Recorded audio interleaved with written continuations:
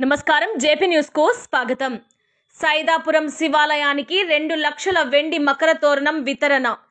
నెల్లూరు జిల్లా పొదలకూరు పట్టణ నివాసి యనమల మధుసూదన్ రావు జ్యోతిల తనయుడు యనమల వెంకట శివకుమార్ యజ్ఞల చేతుల మీదుగా సైదాపురం మండలం కేంద్రంలోని రామాలయంకు 2 లక్షల రూపాయలతో వెండితో తయారు చేయించిన మకర తోరణంను సైదాపురం శివాలయంకు వితరణ చేశారు।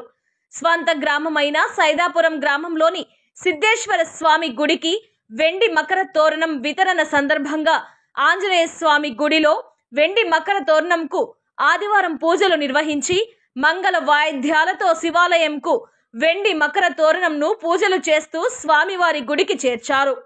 శివాలయంలోని సిద్ధేశ్వర స్వామి వారికి వెండి తోరణంను వితరణ చేశారు।